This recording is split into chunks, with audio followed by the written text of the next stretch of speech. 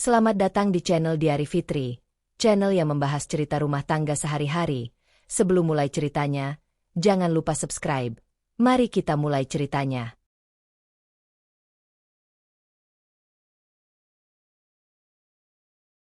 Beberapa hari terakhir, rumah itu terasa lebih sunyi dari biasanya. Bukan karena tidak ada suara, melainkan karena ada sesuatu yang berubah tanpa pernah dibicarakan.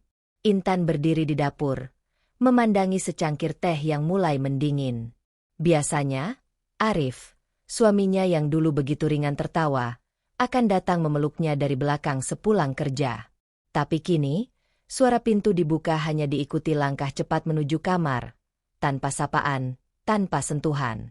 Ia mencoba mengingat kapan perubahan itu dimulai. Tidak ada pertengkaran besar. Tidak ada kesalahan fatal. Hanya jarak yang pelan-pelan tumbuh seperti retakan tipis di kaca. Malam itu, Arif keluar dari kamar dengan wajah lelah. Dasi masih tergantung longgar di lehernya. "Kamu masak apa?" tanyanya singkat, tanpa menatap Intan. "Sup ayam." "Kamu bilang kemarin ingin yang hangat," jawab Intan hati-hati. Arif mengangguk, lalu duduk tanpa banyak bicara. Sendoknya beradu dengan mangkuk sedikit lebih keras dari biasanya. "Kurang asin," ucapnya datar. Intan terdiam. Biasanya Arif tidak pernah mempermasalahkan hal sekecil itu. Ia segera berdiri mengambil garam. "Aku tambahkan." "Sudahlah." Arif menyela. "Kamu memang gak pernah benar-benar dengar apa yang aku mau." Kalimat itu sederhana, tapi terasa seperti tamparan. Intan kembali duduk perlahan. Ada yang berbeda dalam nada suara suaminya. Bukan sekadar lelah, melainkan jengkel yang tertahan. "Aku salah apa, Mas?" tanyanya pelan. Arif menghela napas panjang, seolah pertanyaan itu justru membebani. "Kamu nggak salah. Tapi kamu juga nggak banyak membantu." "Membantu apa?" Intan ingin bertanya, tapi ia menelan kembali kata-katanya. Sejak awal menikah, ia sudah terbiasa menahan diri. Rumah yang mereka tinggali ini dibelinya jauh sebelum bertemu Arif, hasil kerja keras bertahun-tahun. Namun sejak menikah, ia memilih tidak pernah mengungkitnya. Ia ingin Arif tetap merasa sebagai kepala rumah tangga. Tapi malam itu, untuk pertama kalinya, ia merasa seperti tamu di rumahnya sendiri. Keesokan paginya, Bu Rina datang tanpa pemberitahuan. Seperti biasa, perempuan itu masuk dengan kunci cadangan yang diberikan Arif dulu, dengan alasan agar mudah jika ingin berkunjung. Intan sedang menyapu ruang tamu ketika suara sepatu hak Bu Rina terdengar. "Kamu sendirian?" tanya ibu mertua itu. Matanya menyapu rumah dengan sorot menilai. "Iya, Bu. Arif sudah berangkat kerja." Bu Rina duduk, menyilangkan kaki dengan anggun. "Arif sekarang sibuk sekali." Tanggung jawabnya makin besar. Intan tersenyum tipis. "Iya, Bu. Aku bangga sama dia." Bu Rina menatapnya lama. Senyum itu tidak sampai ke matanya. "Bangga saja nggak cukup, Intan. Seorang istri itu harus bisa menaikkan derajat suaminya." Kalimat itu terdengar seperti pengingat lama yang diulang. Sejak awal, Bu Rina memang tidak pernah benar-benar menerima Intan. Bagi wanita itu, Intan hanyalah perempuan biasa tanpa latar belakang keluarga terpandang. "Aku selalu mendukung Arif, Bu." "Mendukung?" Bu Rina terkekeh pelan. "Dengan apa? Kamu nggak punya koneksi, nggak punya nama besar. Bahkan sampai sekarang belum juga memberi cucu." Kata-kata itu menusuk lebih dalam dari yang ingin Intan akui. Soal anak adalah luka yang belum sembuh. Ia dan Arif memang belum dikaruniai keturunan, dan setiap kali topik itu muncul, selalu Intan yang menjadi sasaran. "Aku dan Arif masih berusaha," jawabnya, berusaha menjaga suara tetap stabil. Bu Rina berdiri, berjalan mengitari ruang tamu yang luas itu. "Rumah ini bagus. Tapi rumah saja tidak cukup membuat laki-laki bertahan." Intan menggenggam sapu lebih erat. Ia tahu maksud kalimat itu bukan tentang bangunan. Aku hanya ingin Arif punya masa depan yang lebih tinggi, lanjut Burina. Dia pantas dapat istri yang selevel dengan karirnya sekarang. Untuk sesaat, udara terasa menekan dada Intan. Selevel. Kata itu kembali. Seolah-olah dirinya adalah beban. Ia ingin membela diri. Mengatakan bahwa rumah ini miliknya sebelum Arif ada. Bahwa selama ini ia menahan diri demi menjaga harga diri suaminya. Bahwa ia bekerja keras bukan untuk dipandang rendah. Namun yang keluar dari bibirnya hanya, "Aku akan berusaha lebih baik, Bu." Burina mengangguk puas. Seolah itulah jawaban yang ia tunggu. Setelah wanita itu pergi, Intan berdiri lama di ruang tamu. Pandangannya menyapu dinding, foto pernikahan mereka, sofa yang ia pilih sendiri, lampu gantung yang dulu ia beli dengan bonus tahunan pertamanya. Semua ini pernah menjadi simbol keberhasilannya sebagai perempuan mandiri. Sekarang, semua itu terasa seperti tidak berarti. Malamnya, Arif pulang lebih larut dari biasa. Wajahnya tampak lelah. Tapi bukan lelah fisik. Ada jarak yang semakin jelas di antara mereka. "Kamu ketemu ibu tadi?" tanya Arif tanpa basa-basi. "Iya." Arif mengangguk pelan. "Ibu cuma khawatir sama masa depanku." Intan menatap suaminya. "Aku juga, Mas." Arif tersenyum tipis. Tapi bukan senyum hangat yang dulu ia kenal. "Kadang aku merasa kamu gak paham dunia yang sekarang aku hadapi." Itu bukan tuduhan keras. Tapi cukup membuat Intan merasa kecil. Untuk pertama kalinya, ia bertanya dalam hati, apakah benar ia tidak lagi cukup untuk Arif? Ia tidak menangis malam itu. Tidak memprotes. Tidak memohon. Namun saat lampu kamar dimatikan dan Arif membelakanginya di ranjang, Intan menatap langit-langit dengan dada sesak. Ada sesuatu yang sedang bergeser dalam pernikahan ini. Dan untuk pertama kalinya, alih-alih hanya berusaha menjadi lebih baik, Intan mulai bertanya pada dirinya sendiri, sampai kapan ia harus mengecilkan diri agar tetap dicintai? Pertanyaan itu tidak memberinya jawaban. Tapi ia tahu, jika keadaan ini terus berlanjut, ia tidak bisa selamanya memilih diam. Pertanyaan itu masih menggantung di kepala Intan sejak semalam. Sampai kapan ia harus mengecilkan diri agar tetap dicintai? Pagi itu, ia bangun lebih dulu dari Arif. Ia memandangi suaminya yang masih terlelap. Wajahnya terlihat tenang, hampir seperti Arif yang dulu. Untuk sesaat, Intan ingin menyentuhnya, memastikan jarak itu hanya perasaan sesaat. Namun tangannya berhenti di udara. Ia tidak ingin terlihat memohon. Sepanjang hari, kalimat Arif tentang dunia yang sekarang ia hadapi terus terngiang. Intan mencoba meyakinkan diri bahwa mungkin ia memang kurang memahami tekanan pekerjaan suaminya. Mungkin ia harus lebih hadir, lebih terlibat. Maka ketika sore itu Arif mengirim pesan singkat, "Malam ini aku bawa teman makan ke rumah. Siapkan yang rapi ya." Intan melihatnya sebagai kesempatan. Kesempatan untuk menunjukkan bahwa ia mampu berdiri sejajar. Ia memasak lebih serius dari biasanya. Meja makan dihias sederhana tapi elegan. Ia bahkan mengganti taplak dengan yang jarang dipakai. Bukan untuk menyenangkan tamu. Untuk menjaga harga dirinya sendiri. Pintu depan terbuka tepat pukul 7 malam. Suara tawa perempuan terdengar lebih dulu sebelum Arif muncul di ruang tamu. Tawa itu ringan, percaya diri, dan terasa terlalu akrab. "Ini rumahnya nyaman banget, Mas Arif." Suara itu berkata manja. "Mas." Intan keluar dari dapur dengan senyum terlatih. Arif berdiri di samping seorang perempuan muda berpenampilan rapi, dengan tas bermerek tergantung santai di bahunya. Rambutnya tergerai sempurna, senyumnya manis namun penuh perhitungan. "Intan, ini Cindy," kata Arif. "Rekan kerja aku. Dia anak bos besar di perusahaan." Burina duduk dan langsung membuka pembicaraan seperti hakim yang siap membacakan putusan. "Kamu tahu nggak?" Nada bangga di suara Arif terdengar jelas. Bukan sekadar memperkenalkan teman. Seolah sedang memperkenalkan sesuatu yang penting. Cindy melangkah maju, menjabat tangan Intan dengan lembut. Akhirnya ketemu juga. Kak Intan. Mas Arif sering cerita. Kak. Sapaan itu terdengar sopan, tapi Intan menangkap sesuatu yang lain. Sebuah penempatan posisi. Lebih muda. Lebih segar.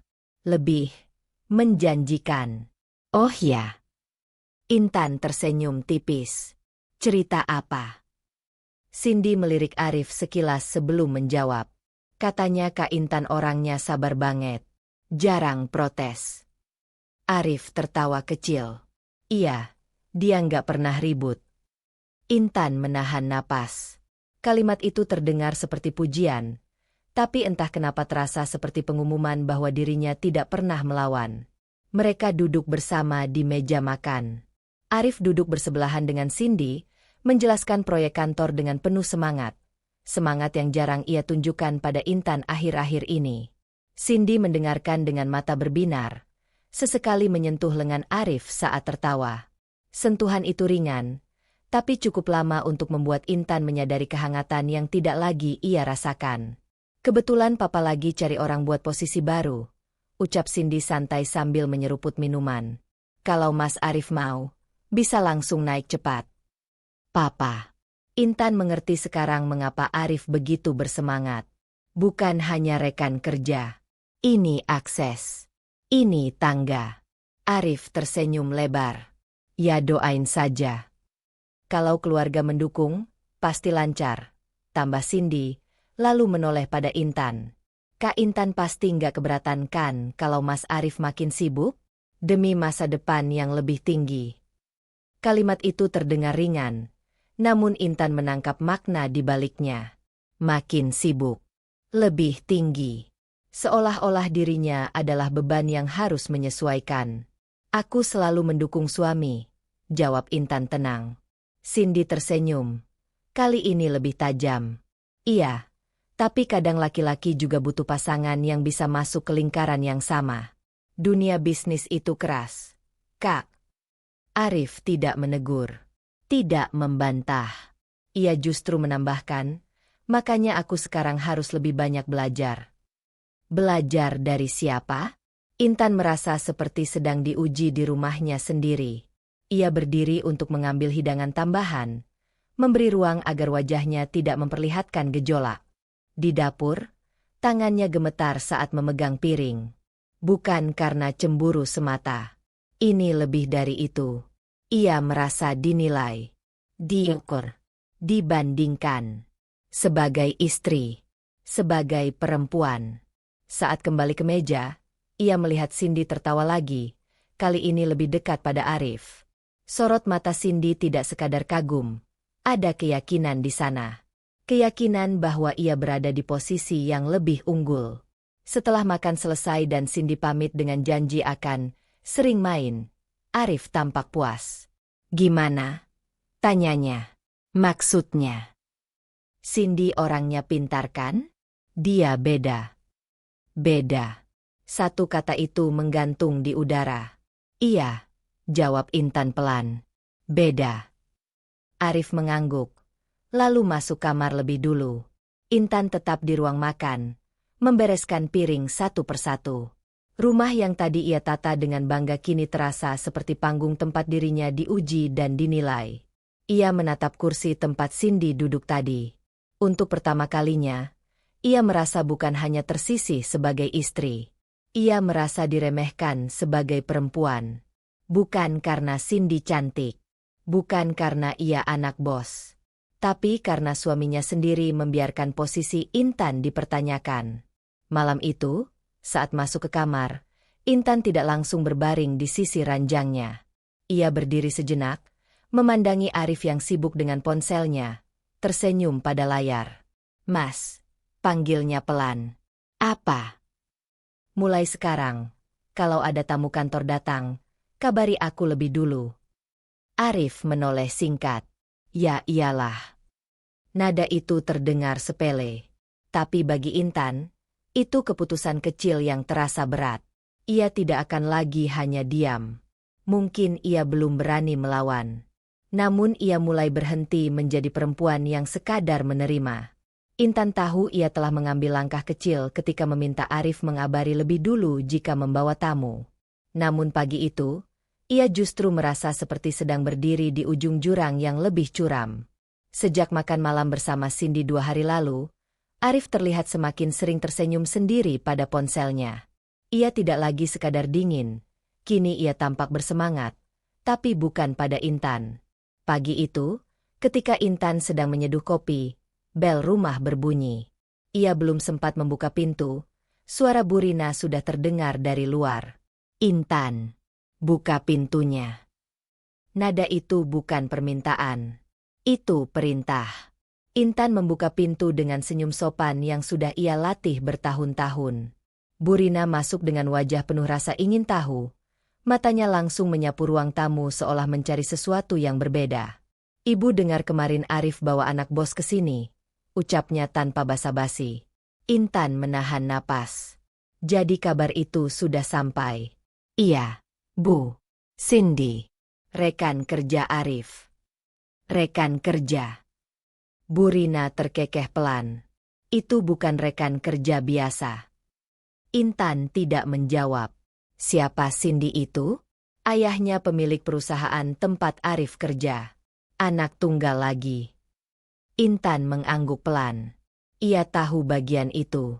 Cantik. Berpendidikan luar negeri. Punya koneksi. Itu tipe perempuan yang bisa dorong suami naik cepat. Setiap kalimat terasa seperti batu yang dilempar perlahan tapi pasti. "Aku juga selalu mendukung Arif, Bu," jawab Intan, berusaha menjaga suaranya tetap stabil. "Mendukung dari rumah?" Bu Rina menatapnya tajam. Zaman sekarang itu bukan cuma soal masak dan bersih-bersih. Laki-laki butuh pasangan yang bisa angkat nama. Kata-kata itu memukul tepat di bagian yang selama ini Intan sembunyikan. Ketakutannya dianggap tidak cukup. "Apa ibu maksud aku nggak bisa angkat nama Arif?" tanya Intan akhirnya. Suaranya lebih pelan dari yang ia inginkan. Bu Rina tidak ragu. Kenyataannya begitu. Pintu kamar terbuka. Arif keluar dengan kemeja setengah kancing, tampak tergesa hendak berangkat kerja. "Ibu sudah cerita?" tanyanya santai. "Justru ibu yang mau tanya kamu," kata Bu Rina. "Menurut kamu, kalau kamu dekat dengan Cindy, masa depan kamu nggak lebih cerah?" Arif tidak langsung menjawab. Ia melirik Intan sekilas, tatapan yang tidak lagi mengandung perlindungan. "Ya jelas lebih terbuka," ucapnya akhirnya. "Relasi itu penting." Intan merasa dadanya seperti ditekan sesuatu yang berat. "Mas," panggilnya pelan, "kamu sedang membandingkan aku dengan dia?" Arif menghela napas panjang, seperti orang yang lelah menghadapi pertanyaan sederhana. "Kamu jangan sensitif." Bu Rina menimpali. "Intan harus belajar tahu diri. Kalau memang gak bisa bantu, setidaknya jangan jadi penghambat." "Penghambat." Kata itu membuat Intan terpaku. "Aku nggak pernah menghambat," ucapnya pelan, tapi suaranya bergetar. "Aku selalu ada buat kamu, Mas." Arif menatapnya. Kali ini lebih tegas. "Tapi dunia aku sekarang beda, Tan. Kamu harus tahu posisi." Posisi. Seolah-olah pernikahan mereka adalah tangga sosial, bukan komitmen. Intan berdiri diam di tengah ruang tamu yang dulu ia beli dengan bangga. Rumah ini saksi betapa ia pernah berdiri dengan harga diri penuh. Sekarang, di dalam rumahnya sendiri, ia diminta tahu diri. "Aku istrimu," katanya pelan. "Iya," jawab Arif cepat. "Tapi istri juga harus realistis." Realistis berarti apa? Menyingkir jika ada pilihan lebih menguntungkan? Bu Rina berdiri, merapikan tasnya. "Ibu cuma ingin kamu berpikir dewasa, Intan.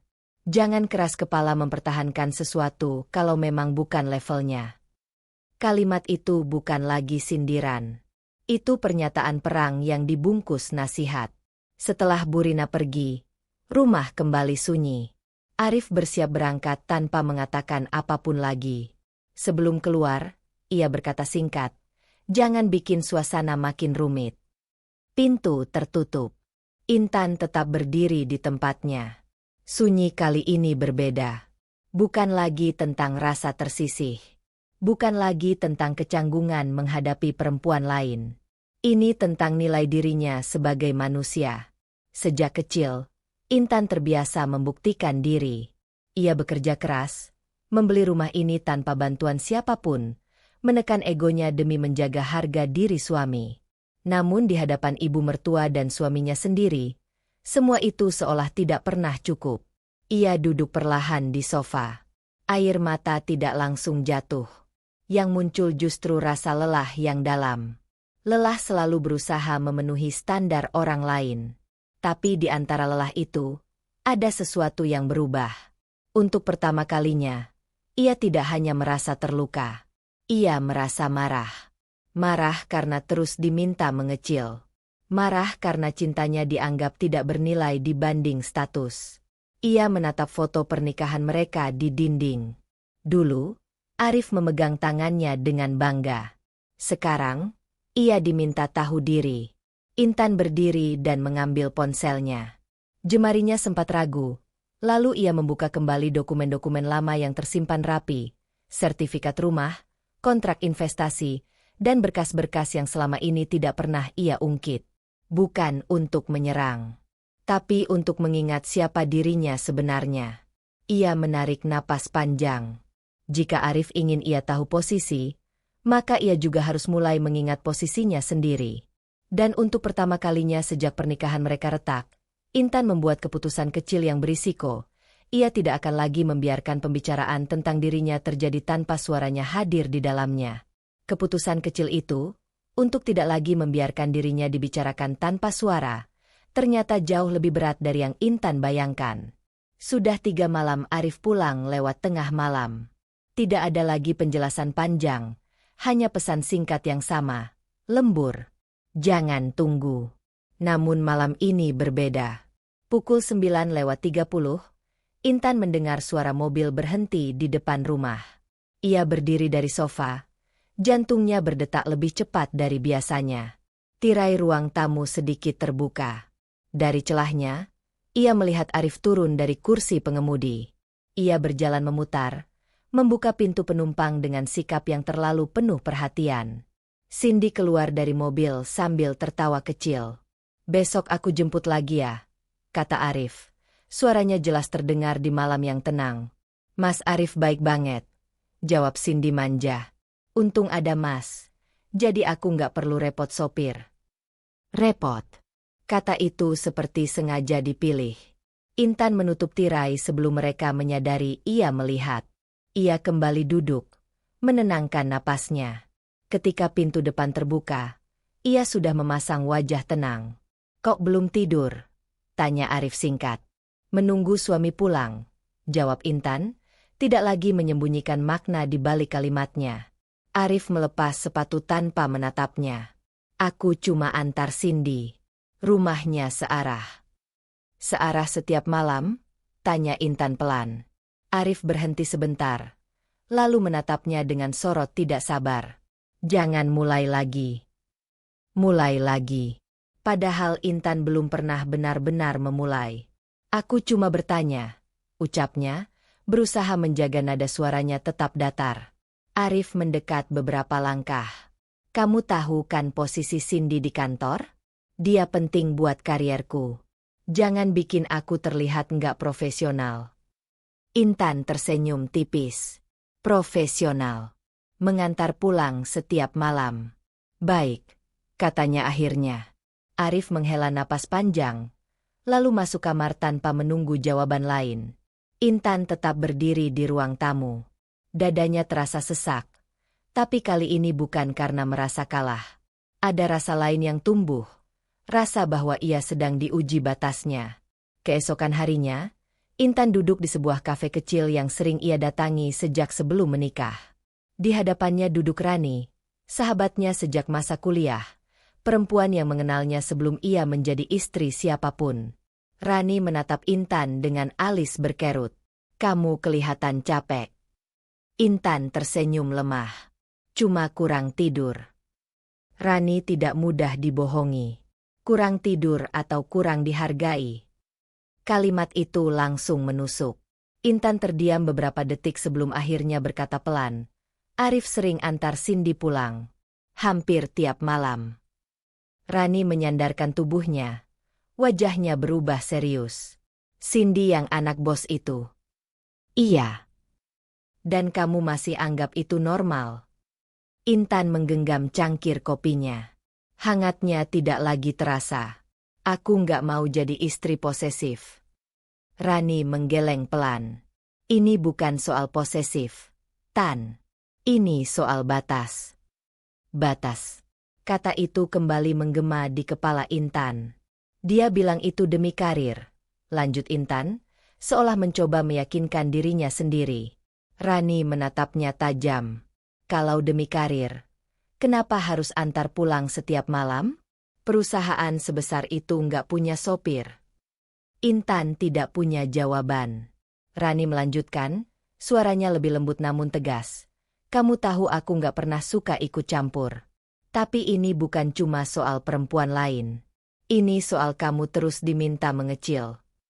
Intan menunduk. "Apa kamu masih memperjuangkan pernikahan?" tanya Rani pelan. "Atau cuma takut kehilangan status sebagai istri?" Pertanyaan itu membuat Intan terdiam lebih lama. Selama ini ia selalu berpikir mempertahankan rumah tangga adalah bukti kesetiaan. Bahwa diam adalah bentuk kedewasaan.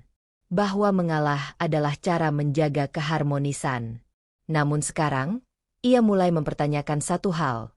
Apakah mempertahankan pernikahan berarti harus mengorbankan harga diri? "Aku nggak mau kalah," ucap Intan lirih. Rani tersenyum tipis. "Kalah dari siapa? Cindy? Atau dari ketakutan kamu sendiri?" Intan menatap sahabatnya. Untuk pertama kalinya, ia menyadari bahwa ketakutannya bukan hanya kehilangan Arif. Ia takut dianggap gagal. Takut menjadi perempuan yang ditinggalkan. "Tapi aku juga nggak mau terus diperlakukan seperti ini," tambahnya. Rani mengangguk. "Kalau begitu, berhenti cuma bertahan. Mulai pasang batas."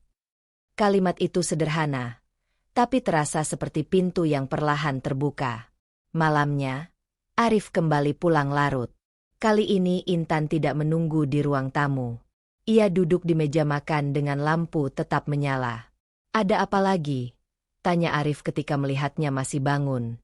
Intan menatap suaminya dengan tatapan yang berbeda dari biasanya. Lebih tenang, tapi juga lebih tegas. "Mulai besok," ucapnya pelan, "aku nggak mau kamu antar Cindy pulang lagi." Arif tertawa kecil, seperti mendengar lelucon.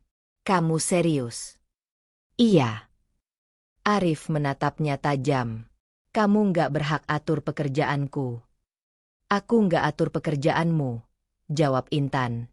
"Aku atur batas di rumahku." Kata-kata itu keluar sebelum ia sempat menimbang risikonya. Arif terdiam beberapa detik. Lalu wajahnya mengeras. "Jangan macam-macam, Tan." Intan merasakan jantungnya berdebar keras. Ia tahu kalimat tadi bisa memicu sesuatu yang lebih besar. Namun untuk pertama kalinya, ia tidak mundur. "Kalau kamu tetap lakukan," lanjutnya pelan, "itu berarti kamu memilih mengabaikan perasaan istrimu." Arif tidak menjawab. Ia masuk kamar dengan langkah keras. Intan tetap duduk di meja makan. Napasnya berat. Ia tahu keputusan kecil ini bisa menjadi awal pertengkaran besar. Tapi malam itu, untuk pertama kalinya, ia tidak merasa mengecil. Ia tahu risikonya. Dan ia memilih tetap berdiri. Keheningan setelah peringatan Intan malam itu tidak membawa kedamaian. Ia justru seperti menunggu badai yang belum turun. Arif tidak membahas lagi soal larangan mengantar Cindy. Ia hanya menjadi lebih dingin. Pulang tetap larut, tapi kini tanpa penjelasan sama sekali. Diamnya bukan lagi sekadar jarak, melainkan penolakan. Siang itu, saat Intan sedang merapikan ruang tamu, bel rumah berbunyi. Ia tidak menunggu siapapun. Arif bekerja. Bu Rina biasanya datang pagi. Begitu pintu dibuka, senyum lebar menyambutnya. "Siang, Kak Intan."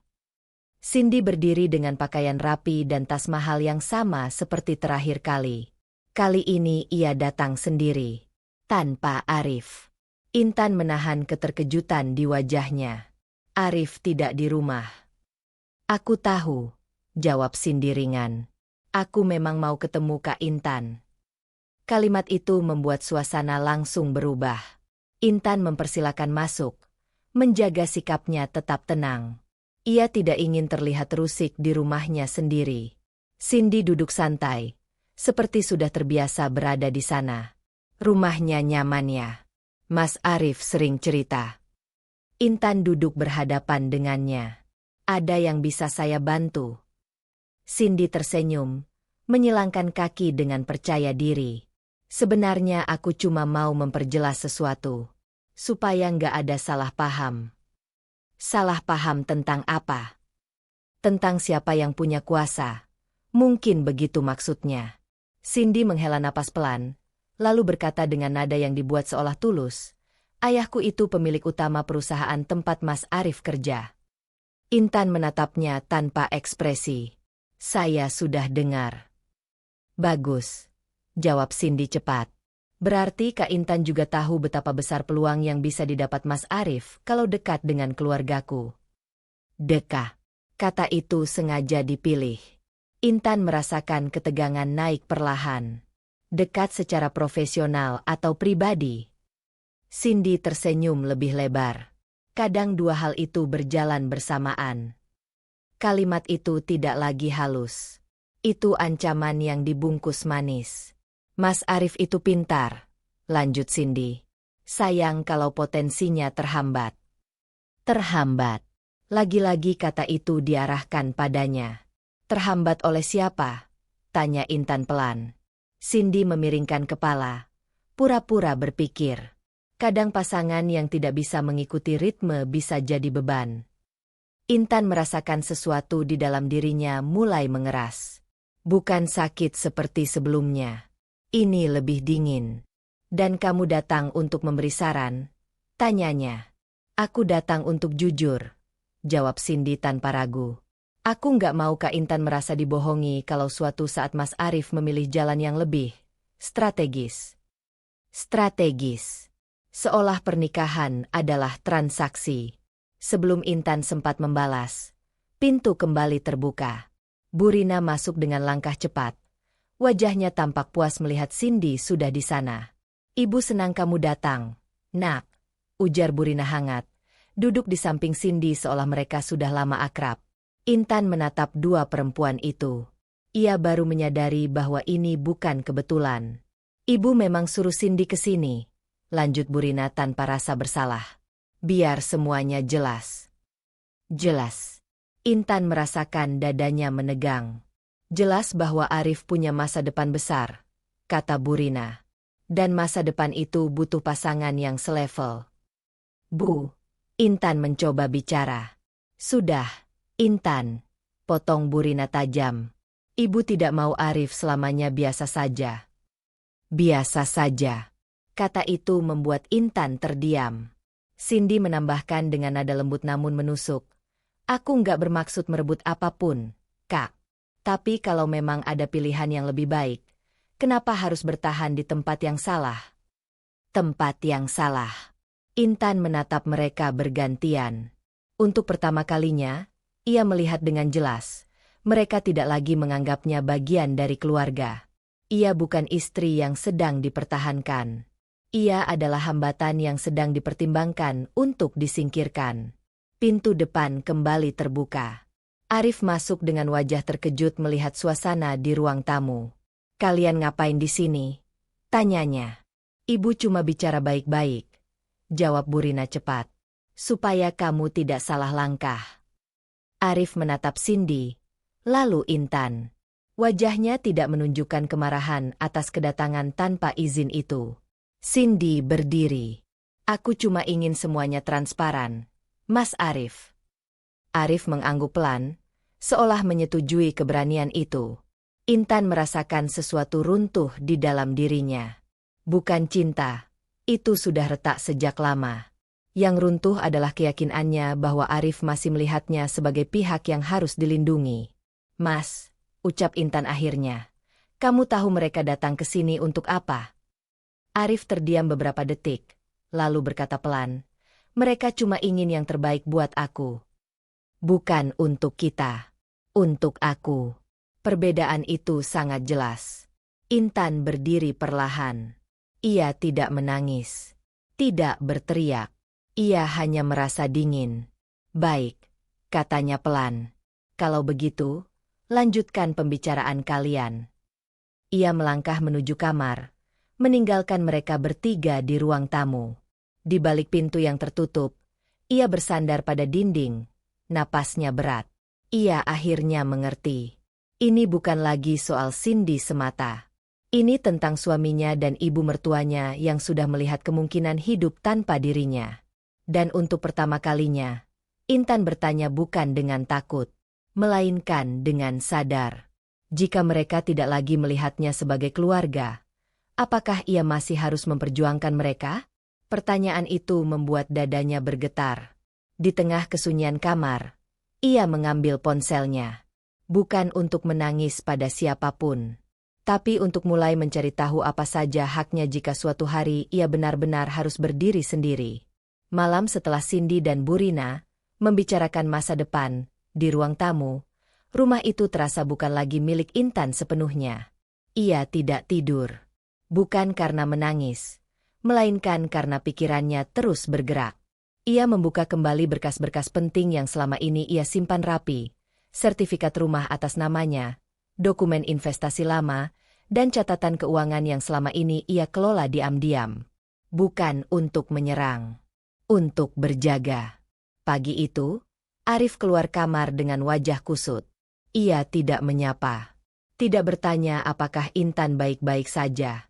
"Mas," panggil Intan sebelum Arif sempat memakai sepatu. "Apa lagi?" Nada suaranya sudah menunjukkan pertahanan. "Kemarin pembicaraan itu, kamu setuju?" Arif berhenti sejenak. "Pembicaraan yang mana?" "Yang menyiratkan kalau aku menghambat kamu." Arif tertawa pendek, tanpa humor. "Kamu yang menyimpulkan sendiri." "Jawab saja, Mas." Ia menatap Intan tajam. "Kamu memang gak mendukung perkembangan aku." Kalimat itu membuat udara terasa menipis. "Aku selalu ada," Intan membalas pelan. "Selalu ada bukan berarti selalu membantu," potong Arif cepat. "Kamu gak ngerti bagaimana pentingnya relasi di level atas. Kamu malah bikin aku terlihat terikat." Terikat? Seolah pernikahan adalah beban administrasi. "Jadi sekarang aku beban?" tanya Intan. Suaranya mulai bergetar meski ia berusaha tenang. Arif mengusap wajahnya dengan kasar. "Jangan dipelintir. Tapi kalau kamu nggak bisa menyesuaikan diri, yaitu jadi penghambat." "Penghambat," kata itu kembali. Kali ini dari suaminya sendiri tanpa perantara. Intan merasakan sesuatu pecah di dalam dadanya. Bukan air mata. Lebih seperti keyakinan yang selama ini ia pegang erat. "Apa kamu sedang mencari alasan?" tanyanya pelan. Arif tidak menjawab. Ia hanya mengambil kunci mobil dan berkata singkat, "Aku capek debat." Pintu tertutup. Intan berdiri lama di ruang tamu. Untuk pertama kalinya, ia tidak merasa sekadar dibandingkan. Ia disalahkan. 2 hari kemudian, saat Arif kembali pulang larut, suasana lebih dingin dari biasanya. Tidak ada lagi percakapan basa-basi. Keesokan paginya, bel rumah berbunyi. Seorang petugas berseragam berdiri di depan pintu. "Ini untuk Ibu Intan," katanya sopan sambil menyerahkan amplop resmi. Intan menerimanya dengan jantung berdebar. Ia sudah terbiasa menerima dokumen penting, tetapi entah kenapa kali ini tangannya terasa berat. Ia menutup pintu, duduk di sofa, dan membuka amplop itu perlahan. Surat dari pengadilan. Permohonan gugatan cerai. Penggugat, Arif. Dunia seperti berhenti sejenak. Ia membaca ulang untuk memastikan tidak salah lihat. Tanggal pengajuan tertera jelas. beberapa hari sebelum Cindy datang ke rumah. Artinya, keputusan itu sudah diambil bahkan sebelum pembicaraan baik-baik dilakukan. Arif tidak pernah berdiskusi, tidak pernah memberi ruang. Ia memilih diam, lalu bertindak. Ketika Arif pulang sore itu, Intan sudah menunggu di ruang tamu dengan surat di tangannya. "Apa ini?" tanyanya. Suaranya tidak lagi bergetar. Terlalu datar. Arif melihat amplop itu. Wajahnya sempat berubah, lalu kembali keras. "Kamu sudah tahu. Kapan kamu ajukan?" Arif terdiam beberapa detik. "Beberapa hari lalu. Sebelum atau sesudah Cindy datang?" Intan jawab. "Sebelum," katanya akhirnya. Keheningan jatuh di antara mereka. "Jadi semua ini bukan kebetulan," ucap Intan pelan. "Kamu sudah memutuskan sebelum sempat bicara denganku." Arif mengangkat dagu, seperti mempertahankan keputusan. "Aku sudah pikir matang-matang. Kita nggak sejalan lagi. Kita atau kamu." Arif tidak menjawab. Intan berdiri perlahan. Surat itu masih di tangannya, tapi kini bukan lagi benda yang menghancurkannya. Ia merasa hancur sesaat ketika membaca nama Arif sebagai penggugat. Namun sekarang, yang muncul bukan tangis, melainkan rasa dikhianati yang dalam. "Mas," katanya, menatap suaminya lurus. "Kalau kamu merasa aku menghambat, kenapa kamu tetap tinggal di rumah ini tanpa bicara?" Arif menoleh, tampak kesal. "Ini juga rumahku." Jawaban itu membuat Intan tersenyum tipis, senyum yang berbeda dari sebelumnya. "Rumah ini aku beli sebelum kita menikah," katanya pelan namun jelas. "Dan kamu tahu itu." Arif terdiam. Ia tidak menyangka Intan akan mengungkit hal itu. Selama ini Intan selalu mengalah. Tidak pernah menekankan siapa yang lebih dulu berdiri. Tapi hari ini berbeda. "Kamu mau cerai tanpa bicara," lanjut Intan. "Kamu menyalahkan aku atas kariermu. Kamu biarkan ibu dan perempuan lain datang menilai aku di rumahku sendiri." Setiap kalimat keluar tanpa teriakan. Dan justru karena itu, terasa lebih tajam. "Aku nggak akan memohon," tambahnya. Arif menatapnya, mungkin menunggu tangisan, penyesalan, atau permintaan kedua. Tidak ada. Yang ada hanya perempuan yang berdiri tegak di depannya. "Kalau kamu ingin pergi," ucap Intan, "pergilah dengan tanggung jawab. Tapi jangan lagi mempermalukan aku di rumah ini."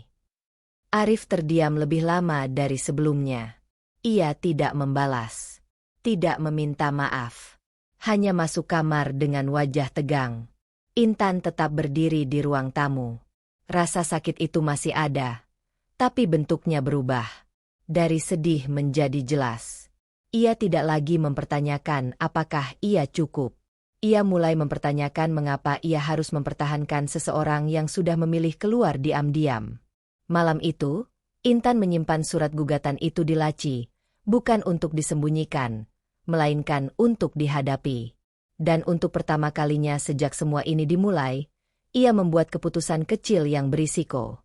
Ia tidak akan lagi menunggu Arif mengambil langkah berikutnya. Jika perceraian memang jalan yang dipilih, maka ia akan mempersiapkan dirinya, bukan sebagai korban, tetapi sebagai pemilik hidupnya sendiri. Keputusan kecil itu mulai terasa nyata ketika surat resmi dari pengadilan benar-benar tiba di tangan Intan dengan cap dan jadwal sidang yang jelas. Ia sudah membaca salinannya sebelumnya. Namun kali ini berbeda. Ada stempel basah, tanda tangan, dan tanggal yang tidak bisa lagi dianggap sebagai ancaman emosional semata. Ini bukan sekadar pertengkaran rumah tangga. Ini langkah hukum. Arif tidak ada di rumah saat kurir datang. Intan menerima surat itu sendirian. Tangannya tidak gemetar seperti kemarin. Ada perih. Tentu saja. Tetapi perih itu kini berdiri berdampingan dengan kesadaran. Beberapa jam kemudian, Bu Rina datang. Seolah selalu tahu kapan momentum penting terjadi. "Akhirnya sampai juga ya," ucapnya begitu melihat amplop di meja. Tidak ada simpati. Tidak ada pertanyaan apakah Intan baik-baik saja. Ibu sudah tahu, tanya Intan datar. Arif cerita, jawab Bu Rina sambil duduk tanpa diminta. Dan menurut ibu, ini memang keputusan terbaik. Kata terbaik terdengar begitu ringan di bibirnya. Terbaik untuk siapa, Bu? Tanya Intan. Untuk masa depan Arif, jawabnya cepat. Kamu tahu sendiri sekarang peluangnya besar. Kalau dia terus terikat dalam hubungan yang tidak mendukung, karirnya bisa stagnan. Stagnan. Intan menatap perempuan yang selama ini ia panggil ibu itu. Jadi pernikahan ini cuma soal karir. Jangan dipelintir, potong Bu Rina tajam. Ini soal realistis. Kamu tidak bisa masuk ke dunia yang sekarang Arif hadapi. Cindy bisa. Nama itu kembali disebut tanpa rasa bersalah. Dan ibu merasa itu cukup untuk membenarkan semuanya. Bu Rina berdiri, suaranya meninggi. Ibu hanya tidak mau anak ibu terjebak dalam pilihan yang salah. Pilihan yang salah. Intan tersenyum tipis. Bukan karena lucu, tapi karena akhirnya jelas, ia tidak lagi dilihat sebagai keluarga. Ia hanya kesalahan yang sedang diperbaiki. Baik, Bu, ucap Intan pelan. Kalau begitu, tolong sampaikan ke Arif bahwa saya akan hadir di sidang. Bu Rina terdiam sesaat. Mungkin tidak menyangka respon setenang itu. Kamu tidak mau mempertahankan. Mempertahankan apa, Bu? Intan menatapnya lurus. Orang yang sudah memutuskan pergi. Bu Rina tidak menjawab. Ia hanya mengambil tasnya dan pergi dengan wajah tidak puas. Setelah pintu tertutup, Intan berdiri di ruang tamu yang terasa semakin sunyi. Namun sunyi kali ini tidak lagi membuatnya kecil. Bel rumah kembali berbunyi menjelang sore. Ketika Intan membuka pintu, ia melihat Pak Dedi berdiri di depan rumah. Pria paruh-baya itu adalah tetangga yang tinggal di sebelah sejak sebelum rumah ini dibangun. Ia melihat sendiri bagaimana Intan dulu datang dengan helm proyek, mengawasi tukang, menghitung material, dan membayar cicilan tanpa bantuan siapapun. Maaf mengganggu, Tan, katanya dengan suara hangat. Saya dengar kabar dari Bu Rina tadi pagi. Tentu saja. Masuk, Pak. Pak Dedi duduk dengan sikap hati-hati, berbeda jauh dari cara Bu Rina tadi siang. Saya cuma mau ingatkan satu hal, katanya pelan. Rumah ini atas nama kamu sepenuhnya. Saya masih ingat waktu kamu tanda tangan akad pembelian itu. Arif bahkan belum ada di hidup kamu waktu itu. Intan terdiam. Ia tahu fakta itu. Tapi mendengarnya dari orang yang menyaksikan perjuangannya terasa berbeda. Kalau nanti ada pembicaraan soal hak tinggal atau apapun, lanjut Pak Dedi, jangan sampai kamu merasa tidak punya pijakan. Untuk pertama kalinya hari itu, Intan merasakan sesuatu yang bukan sakit. Pengakuan. Saya tidak ikut campur urusan rumah tangga, tambah Pak Dedi. Tapi saya tidak suka lihat orang yang kerja keras malah merasa numpang di rumahnya sendiri. Kalimat itu seperti membuka simpul di dadanya. Beberapa hari terakhir, Intan memang merasa seperti tamu. Seolah harus meminta izin untuk berdiri di ruang tamunya sendiri. Terima kasih, Pak, ucapnya tulus. Pak Dedi mengangguk. Kamu perempuan kuat. Jangan lupa itu. Setelah ia pergi, Intan berdiri lama di tengah ruang tamu. Ia menatap dinding yang dulu ia pilih warnanya sendiri, lantai yang ia bayar dengan lembur panjang, dan jendela yang ia pesan khusus karena ingin cahaya masuk maksimal. Ia tidak pernah membangun rumah ini untuk pamer. Ia membangunnya untuk merasa aman. Dan sekarang, justru di tempat ini ia hampir kehilangan rasa aman itu. Namun kata-kata Pak Dedi menggema di kepalanya. Jangan sampai kamu merasa tidak punya pijakan. Intan berjalan ke kamar, membuka lemari dokumen, dan mengambil sertifikat rumah itu lagi. Ia memegangnya bukan sebagai senjata, tetapi sebagai pengingat. Jika Arif memilih pergi, itu haknya. Tapi jika Arif atau siapapun mencoba membuatnya merasa tidak berhak atas rumah ini, ia tidak akan lagi diam. Malam itu, ketika Arif pulang, Intan tidak menghindar. Ia berdiri di ruang tamu dengan surat pengadilan di satu tangan dan sertifikat rumah di tangan lain. Aku akan datang ke sidang, katanya tenang. Dan sampai semuanya jelas, aturan di rumah ini tetap aku yang tentukan. Arif menatapnya dengan ekspresi sulit ditebak. Intan merasakan jantungnya berdetak keras. Ia tahu kalimat itu bisa memicu konflik baru. Namun untuk pertama kalinya sejak semuanya retak, ia tidak berbicara dari rasa takut. Ia berbicara dari posisi berdiri. Dan ia tidak berniat duduk lagi. Pagi itu, Intan tidak lagi menangis. Malam sebelumnya, setelah Pak Dedi, tetangga yang sejak awal menyaksikan ia mengangsur bata demi bata rumah itu, mengingatkannya bahwa sertifikat rumah sepenuhnya atas namanya, ada sesuatu yang berubah dalam dirinya. Bukan kemarahan. Bukan pula kesedihan. Tapi kesadaran yang dingin dan jernih. Ia berhenti menunggu Arif berubah. Suara pintu kamar terbuka. Arif keluar dengan kemeja yang sudah disetrika rapi. Bu Rina, ibunya, berdiri di dapur seperti biasa, menyeduh teh dan bersikap seolah tidak ada yang retak di antara mereka. Kita tetap tinggal di sini sampai prosesnya selesai, ucap Bu Rina tanpa menoleh. Nada suaranya datar, seakan sedang membahas cuaca. Bagaimanapun, ini rumah anak saya juga. Intan menatap punggung perempuan itu. Kalimat itu bukan sekadar pernyataan. Itu penegasan wilayah. Arif menarik kursi dan duduk. Aku tidak akan pergi hanya karena kamu drama soal gugatan itu, Tan, katanya sambil membuka ponsel. Kita belum resmi cerai.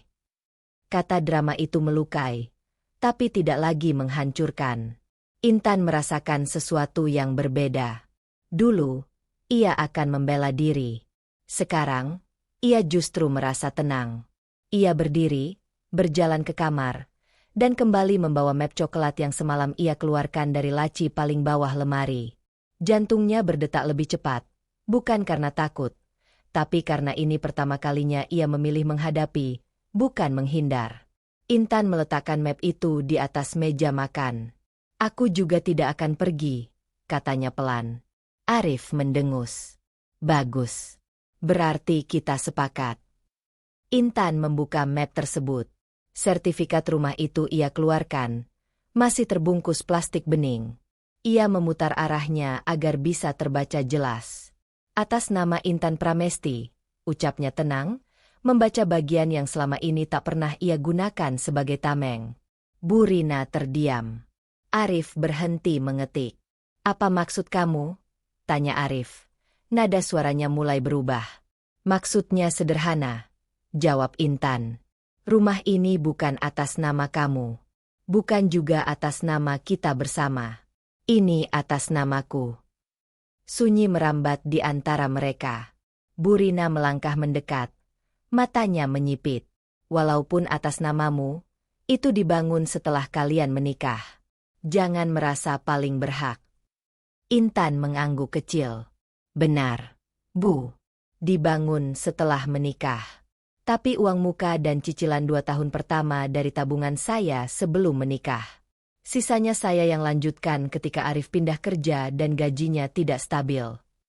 Ia tidak meninggikan suara. Ia hanya menyebut fakta.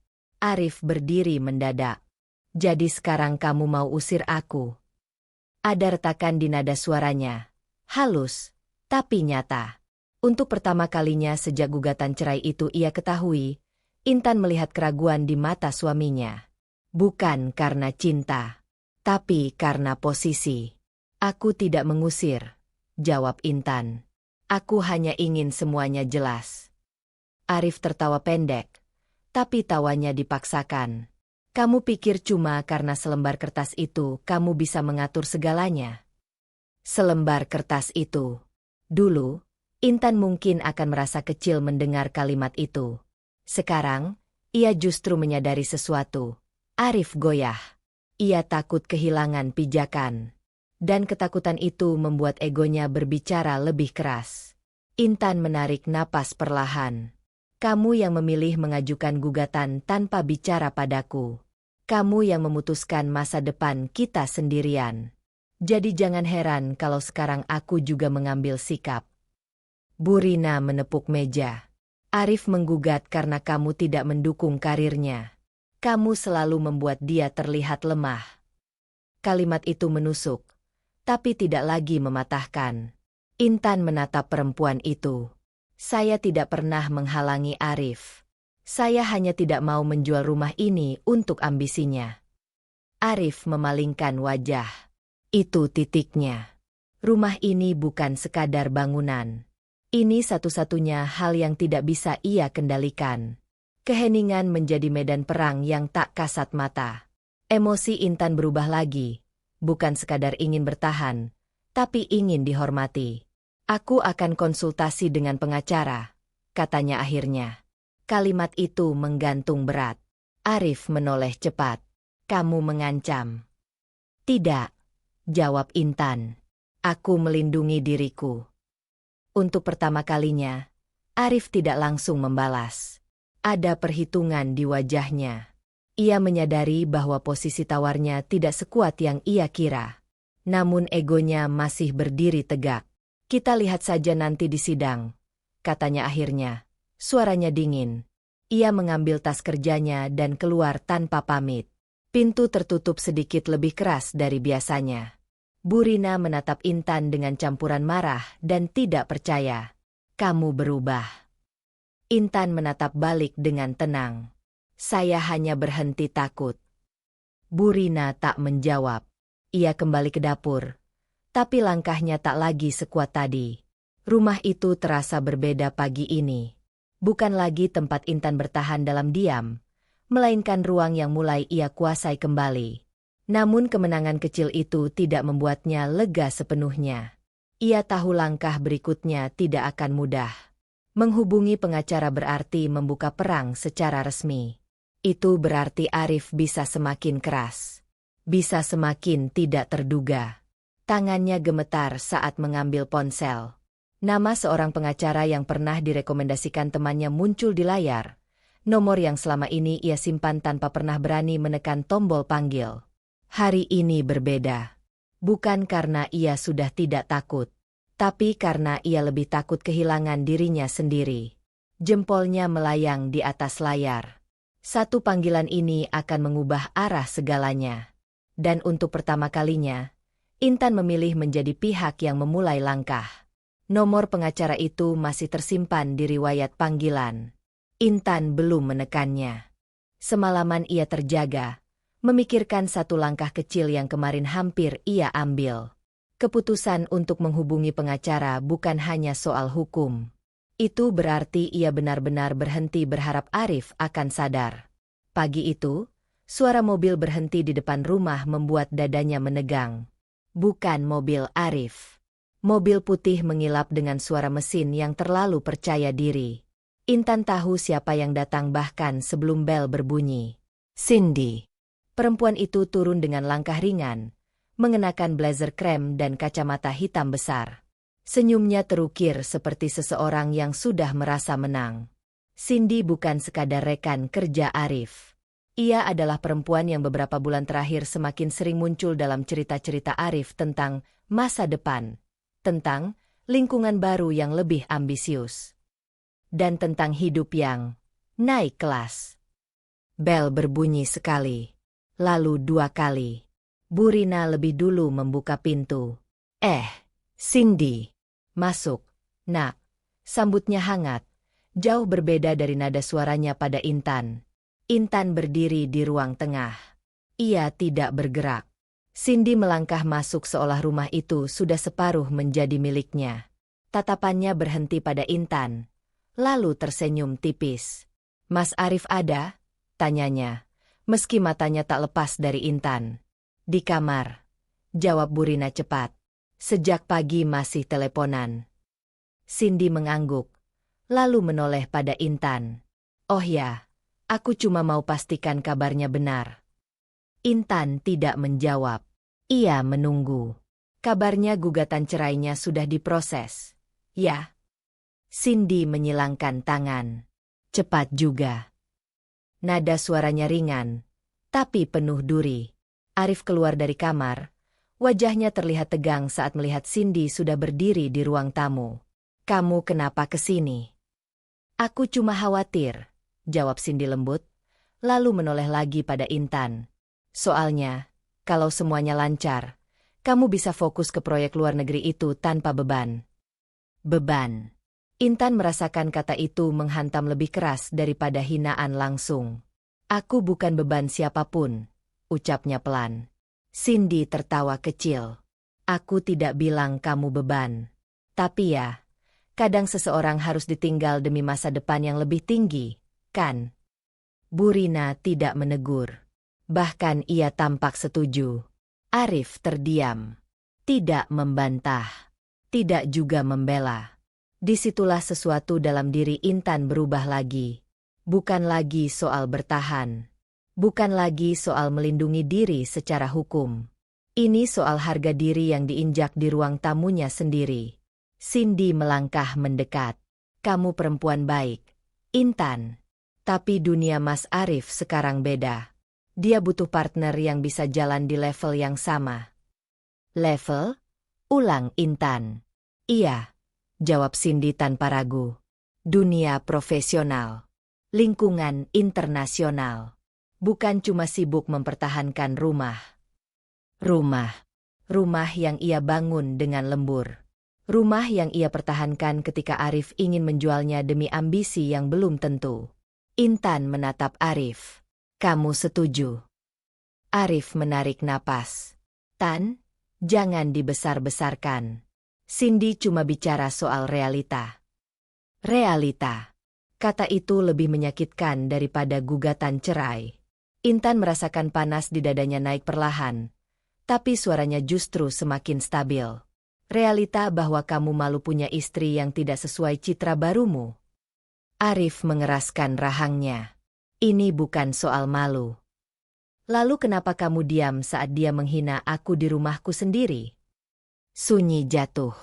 Cindy tersenyum samar, merasa posisinya aman. Itu kesalahan terbesar mereka. Karena untuk pertama kalinya, Intan tidak merasa sendirian di sudut ruangan.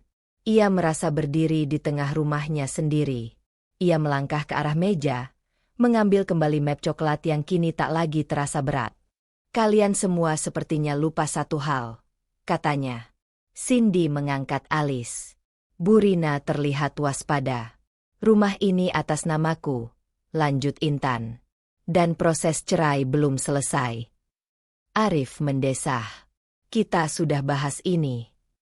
"Belum selesai," potong Intan. "Karena kalian masih tinggal di sini seolah itu hak kalian." Cindy tertawa kecil. "Ya memang hak Mas Arif. Dia suamimu." Intan menatapnya lurus. "Dan aku pemilik rumah ini." Keheningan yang berbeda kali ini. Lebih tajam. Intan merasakan jantungnya berdegup kencang. Tapi bukan karena ragu. "Ini keputusan." "Arif," ucapnya tegas. "Kamu yang memilih mengajukan gugatan tanpa berdiskusi. Kamu yang memutuskan ingin hidup di level lain. Jadi silakan." Arif menatapnya tidak percaya. "Maksud kamu?" "Keluar dari rumahku." Bu Rina berdiri mendadak. "Kamu tidak bisa begitu." "Aku bisa," jawab Intan. "Dan aku melakukannya sekarang." Cindy terdiam. Ia tidak menyangka Intan akan sejauh ini. Arif melangkah mendekat. Suaranya rendah. "Jangan buat keputusan emosional." Intan menatapnya tanpa berkedip. "Ini bukan emosional. Ini batas." Ia menunjuk pintu. "Kalian punya waktu 1 jam untuk mengemasi barang pribadi. Sisanya akan kubicarakan lewat pengacara." Arif terlihat goyah. Lagi. Tapi egonya menolak kalah di depan Cindy. "Kamu akan menyesal," katanya pelan. "Mungkin," jawab Intan. "Tapi bukan hari ini." Bu Rina mulai mengomel, menyebut Intan tidak tahu diri. Cindy akhirnya mundur selangkah. Tak lagi seagresif tadi. Intan berdiri tegak di ruang tamu itu, merasakan campuran takut dan lega. Ia baru saja mengambil keputusan paling berisiko dalam hidupnya. Jika Arif melawan secara hukum, pertarungan akan semakin keras. Jika Arif benar-benar pergi bersama Cindy, ia harus siap menghadapi kesepian yang nyata. Namun satu hal jelas. Ia tidak lagi membiarkan dirinya dipermalukan di rumah yang ia bangun dengan tangannya sendiri. Saat Arif berjalan ke kamar untuk mengemasi barang, Intan menyadari sesuatu yang lebih menakutkan daripada perceraian. Ia tidak tahu apakah setelah ini ia masih menginginkan Arif kembali, atau justru berharap ia benar-benar pergi. Suara lemari dibanting dari dalam kamar membuat dinding rumah bergetar tipis. Intan berdiri di ruang tamu. Napasnya masih belum sepenuhnya stabil setelah mengucapkan kalimat yang tak pernah ia bayangkan akan keluar dari mulutnya. Keluar dari rumahku. Ia pikir Arif akan mengemasi barang. Ia pikir setidaknya ada sisa logika yang menahan amarahnya. Ia salah. Arif keluar dari kamar dengan wajah memerah, bukan membawa koper, melainkan membawa harga diri yang tersulut. "Aku tidak akan pergi," katanya keras. "Kamu pikir kamu siapa mengusir suamimu sendiri?" Intan menatapnya. Ada getar di dadanya, tapi bukan getar ragu. Lebih seperti getar kesadaran bahwa ini titik yang tidak bisa ditarik mundur. "Aku pemilik rumah ini," jawabnya. Arif tertawa sinis. "Dan aku kepala rumah tangga." Kata itu meluncur seperti tamparan. Burina segera berdiri di sisi anaknya, seolah mempertegas posisi. "Dengar itu, Intan. Suami itu pemimpin. Kamu sudah kelewatan." "Pemimpin tidak mengajukan gugatan cerai diam-diam," balas Intan. Suaranya masih terkendali meski dadanya terasa panas. Arif melangkah mendekat. Jarak di antara mereka tinggal beberapa langkah. "Aku menggugat karena kamu terus menghalangi jalanku." "Aku menolak menjual rumah ini," koreksi Intan. "Itu bukan menghalangi. Itu menjaga." "Kamu menjaga atau kamu takut ditinggal?" serang Arif. Pertanyaan itu menusuk lebih dalam dari hinaan Cindy tadi. Untuk sesaat, Intan terdiam. Bukan karena tidak punya jawaban, tapi karena ia dipaksa menatap kemungkinan yang selama ini ia hindari. Apakah sebagian dari dirinya memang takut ditinggal? Namun rasa itu kini tertutup oleh hal yang lebih besar. Ia tidak mau diinjak. "Aku tidak takut ditinggal," ucapnya akhirnya. "Aku takut kehilangan diriku sendiri."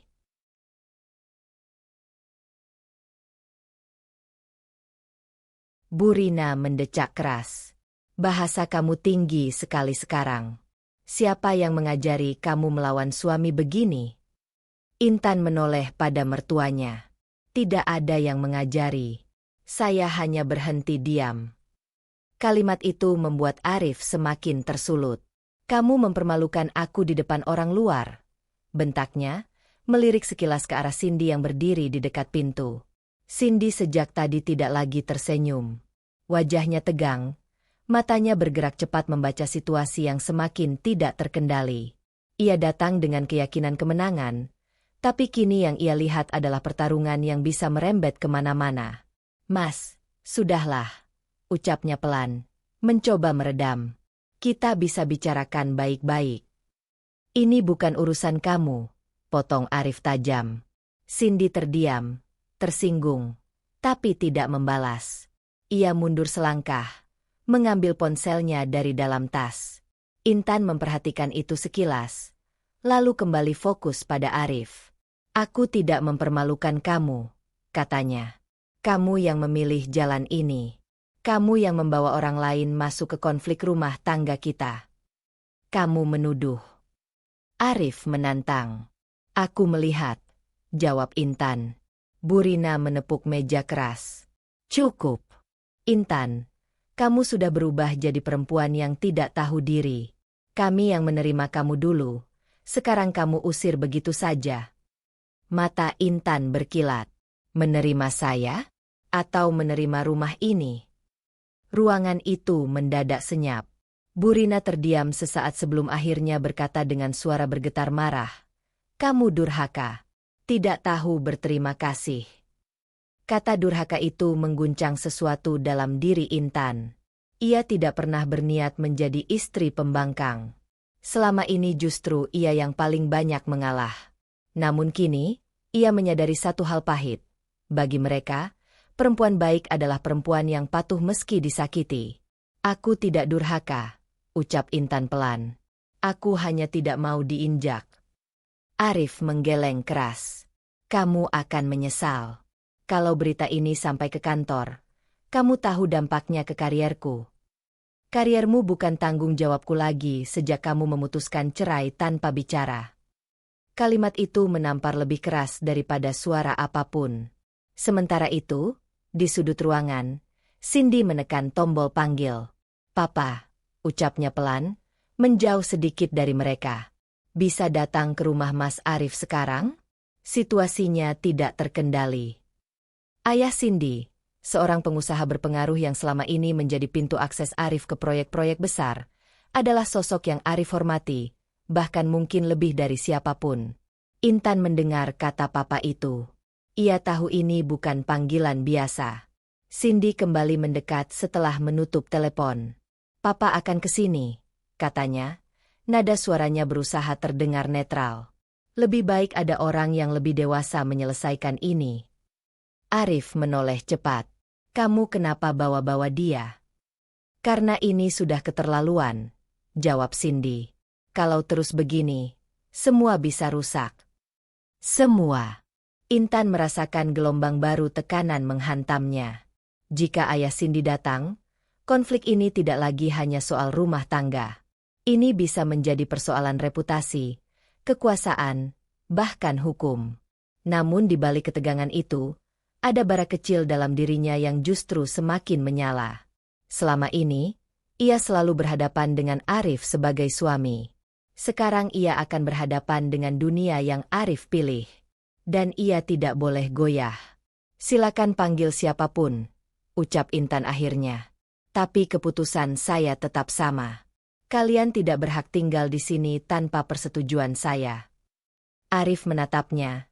Campuran marah dan tidak percaya. Kamu menantang keluarga besar Cindy. Aku mempertahankan rumahku. Suara mobil terdengar di kejauhan. Jantung Intan berdegup lebih cepat. Ini bukan lagi pertengkaran domestik. Ini akan menjadi pertarungan terbuka.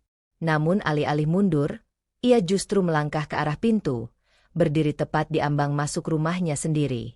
Untuk pertama kalinya, ia tidak merasa sebagai pihak yang terpojok. Ia merasa sebagai pemilik wilayah yang siap mempertahankan batasnya, apapun konsekuensinya. Suara mobil berhenti tepat di depan pagar. Intan berdiri di ambang pintu, jemarinya terasa dingin meski matahari siang menyengat halaman. Ia tahu momen ini akan mengubah arah konflik, bukan karena ia ragu pada keputusannya, tetapi karena ia akan berhadapan dengan kekuasaan yang lebih besar dari sekadar ego Arif. Pintu mobil terbuka perlahan. Seorang pria berusia sekitar 60 tahun turun dengan langkah terukur. Jasnya rapi, rambutnya tersisir tanpa celah. Tatapannya tenang, tapi tajam. Ia tidak perlu meninggikan suara untuk membuat orang patuh. Hendra, ayah Cindy, pemilik perusahaan tempat Arif bekerja. Orang yang selama ini menjadi simbol masa depan lebih tinggi yang terus disebut-sebut Arif. Bu Rina spontan merapikan kerudungnya. Arif berdiri lebih tegak, meski wajahnya masih menyimpan bara amarah. Cindy berlari kecil menghampiri ayahnya. Papa, suaranya berubah lembut, hampir manja. Ia memeluk lengan pria itu, lalu menunjuk ke arah Intan. Itu perempuan yang mengusir kami. Kalimat itu meluncur tanpa ragu, seolah ia korban. Intan merasakan tatapan semua orang beralih padanya. Namun ia tidak mundur. Ia tetap berdiri di pintu rumahnya sendiri. Hendra belum berbicara. Ia hanya menatap Cindy sekilas, lalu mengalihkan pandangan pada Intan. Tatapan itu berbeda dari yang ia bayangkan. Bukan langsung menghakimi. Bukan juga meremehkan. Lebih seperti memastikan. Arif melangkah maju. Pak, maaf sampai Papa Cindy harus turun tangan. Ini masalah rumah tangga yang dibesar-besarkan. Dibesar-besarkan? Ulang Intan pelan. Bu Rina menyela cepat. Pak Hendra, Intan ini sudah tidak tahu diri. Dia mengusir suaminya sendiri. Cindy mengangguk, memeluk lengan ayahnya lebih erat. Papa, Mas Arif cuma ingin fokus kerja. Tapi dia malah dipermalukan. Hendra masih diam. Diamnya membuat udara terasa semakin berat. Intan merasakan detak jantungnya semakin kencang. Ia sadar, satu kalimat pria itu bisa mengubah posisi Arif di kantor. Bisa mempercepat perceraian. Bisa juga menghancurkan reputasinya sendiri jika narasi dibalikan. Namun anehnya, ketakutan itu kini tidak sebesar yang ia kira. Hendra akhirnya melangkah maju beberapa langkah, mendekati teras. Rumah ini milik siapa? Tanyanya datar. Arif membuka mulut, tapi Intan lebih dulu menjawab. Atas nama saya. Hendra menoleh pada Arif. Benar. Arif terdiam sepersekian detik sebelum menjawab. Secara administrasi, iya. Tapi cukup.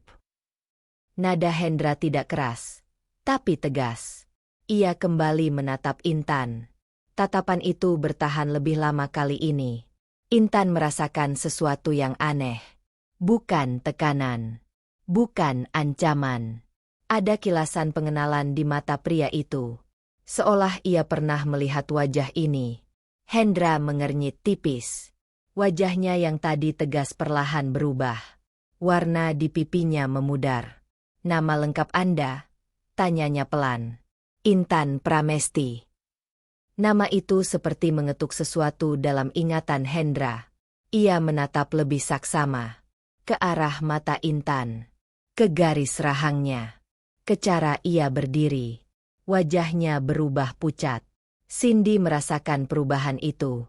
Papa. Arif ikut menoleh. Bingung. Pak. Hendra tidak langsung menjawab. Pandangannya masih terpaku pada Intan. Seperti seseorang yang baru menyadari fakta yang tidak pernah ia bayangkan. Intan merasakan gelombang baru kecemasan. Apa yang ia lewatkan? Mengapa pria itu menatapnya seolah ia bukan orang asing? Orang tua Anda. Suara Hendra lebih pelan sekarang. Siapa namanya?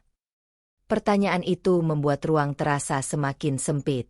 Bu Rina mengerutkan dahi. Cindy tampak tidak sabar. Papa. Ini bukan interogasi. Namun Hendra mengangkat tangan, meminta putrinya diam. Intan menelan ludah. Ayah saya, almarhum Prasetyo. Ibu saya Ratna. Nama itu seperti memukul udara. Hendra mundur selangkah. Arif mulai kehilangan kesabaran. Pak, ini tidak ada hubungannya dengan... Ada. Potong Hendra. Suaranya berubah. Bukan marah. Bukan pula lembut. Tertekan. Intan merasakan punggungnya merinding. Situasi yang tadi ia siapkan sebagai pertempuran kini berubah menjadi teka-teki. Cindy menatap ayahnya dengan wajah bingung. Papa kenal dia. Hendra tidak menjawab langsung. Ia menatap Intan lagi. Kali ini dengan campuran sesuatu yang sulit dibaca. Antara kaget dan penyesalan. Intan merasakan tanah di bawah kakinya seperti bergeser. Konflik yang ia kira hanya tentang rumah, harga diri, dan perceraian, kini membuka celah masa lalu yang tidak ia pahami. Namun satu hal tetap jelas dalam dirinya. Apapun hubungan pria ini dengan masa lalunya, ia tidak akan mundur dari keputusan yang sudah ia ambil. Terlepas dari apapun yang Bapak ingat, ucap Intan akhirnya, suaranya tetap stabil meski dadanya bergemuruh. Ini rumah saya. Dan saya berhak menentukan siapa yang tinggal di dalamnya. Keheningan kembali turun. Hendra masih menatapnya. Dan untuk pertama kalinya sejak pria itu datang, bukan Intan yang merasa tertekan. Melainkan semua orang yang menunggu jawaban dari seorang ayah yang wajahnya kini tak lagi setegas saat turun dari mobil. Keheningan itu menggantung terlalu lama. Hendra masih menatap Intan, seolah berusaha memastikan bahwa ia tidak salah mengenali wajah di hadapannya. Arif mulai gelisah. Cindy menggenggam lengan ayahnya, merasa situasi bergerak ke arah yang tidak ia pahami. Papa, Kenapa diam saja? Bisik Cindy. Hendra akhirnya menarik napas dalam. Suaranya, ketika keluar, tidak lagi setenang sebelumnya. Bu, bos. Satu panggilan itu memecah udara. Arif mengerutkan kening. Pak. Bu Rina menatap Hendra seolah salah dengar. Cindy bahkan melepas pelukannya. Papa bilang apa? Hendra menelan ludah. Matanya tidak lepas dari Intan. Saya tidak menyangka. Ibu Intan. Intan merasakan jantungnya berhenti sepersekian detik. Panggilan itu bukan panggilan asing, tapi juga bukan panggilan yang pernah ia dengar di rumah ini. Ia mengenali nada itu. Nada hormat. Namun ia tidak langsung menjawab. Ia ingin memastikan ini bukan kesalahpahaman. Saya rasa Bapak keliru, ucapnya pelan. Hendra menggeleng. Tidak. Saya tidak mungkin lupa wajah orang yang menyelamatkan perusahaan saya. Arif menatap Hendra tidak percaya. Menyelamatkan. Cindy semakin bingung. Papa, ini maksudnya apa? Hendra melangkah lebih dekat, masih menjaga jarak sopan. Beberapa tahun lalu, perusahaan kami hampir bangkrut. Investor utama menarik diri. Bank menekan. Proyek besar gagal. Arif tahu cerita itu. Semua karyawan tahu. Itu masa krisis yang selalu disebut sebagai titik balik kebangkitan. Tiba-tiba ada pemegang saham baru yang masuk. Lanjut Hendra. Suaranya lebih pelan. Investasi besar. Diam. Tidak ikut campur operasional. Tapi cukup untuk menutup utang dan menyelamatkan ratusan karyawan. Ia berhenti sejenak. Nama di akta itu Intan Pramesti. Udara terasa tipis. Arif menoleh perlahan ke arah istrinya. Wajahnya kosong, seperti baru saja kehilangan pijakan. Cindy tertawa kecil. Gugup. Papa pasti salah orang. Hendra menggeleng tegas. Saya bertemu langsung saat penandatanganan. Waktu itu masih sangat muda. Tapi saya tidak mungkin lupa. Semua mata tertuju pada Intan. Intan merasakan campuran emosi yang tidak sederhana. Ia tidak pernah berniat membuka fakta itu dalam konflik rumah tangganya. Investasi itu adalah warisan terakhir ayahnya. Modal yang ia kelola hati-hati melalui penasihat keuangan. Ia memilih diam, bahkan pada Arif, karena ia ingin dicintai tanpa embel-embel kekuasaan. Dan kini rahasia itu terbuka bukan oleh pilihannya. Kenapa kamu tidak pernah bilang? Suara Arif pecah. Bukan marah, lebih seperti tersesat. Intan menatapnya. Karena itu tidak pernah relevan untuk pernikahan kita. Tidak relevan? Ulang Arif lirih. Bu Rina tampak kehilangan kata-kata. Cindy mundur satu langkah. Wajahnya memucat.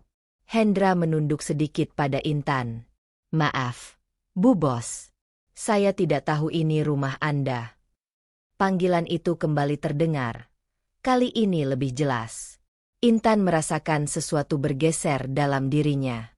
Dulu ia menyembunyikan identitas itu agar Arif merasa utuh sebagai kepala keluarga. Ia membiarkan Arif merasa lebih besar, lebih dominan, lebih berkuasa. Namun hari ini, fakta itu justru menjadi perisai. Arif mengusap wajahnya kasar. Jadi selama ini, aku bekerja di perusahaan yang sebagian besar sahamnya milik kamu. Hendra menjawab pelan. Betul. Kepemilikan terbesar ada pada Ibu Intan. Cindy menatap Intan dengan campuran tidak percaya dan takut. Berarti, Mas Arif adalah karyawan di perusahaan istrinya sendiri. Potong Hendra tanpa emosi. Kalimat itu menghantam Arif lebih keras daripada apapun sebelumnya. Intan melihat sesuatu runtuh di wajah suaminya.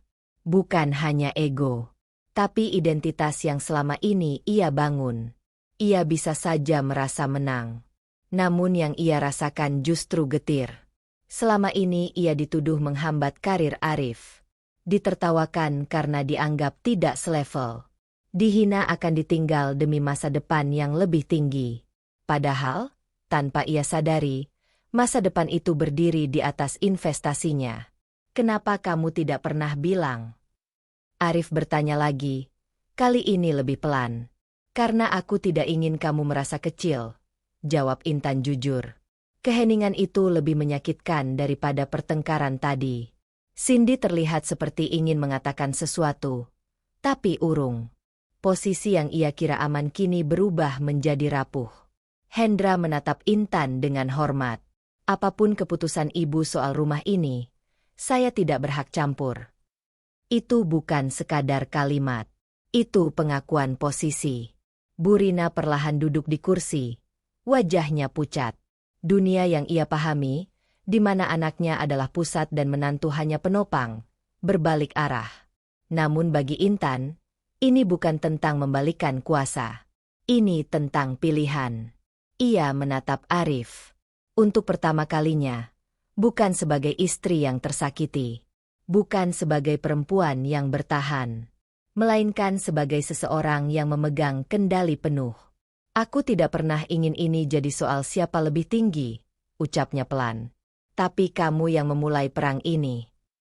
Arif tidak menjawab. Wajahnya kini bukan lagi marah, melainkan retak. Intan tahu, setelah ini, apapun yang ia lakukan akan berdampak besar, bukan hanya pada rumah tangganya, tapi juga pada karir Arif, bahkan perusahaan yang ia selamatkan. Ia bisa menghancurkan. Atau ia bisa menahan diri. Tangannya perlahan menggenggam ponsel di saku. Nomor pengacara itu masih ada.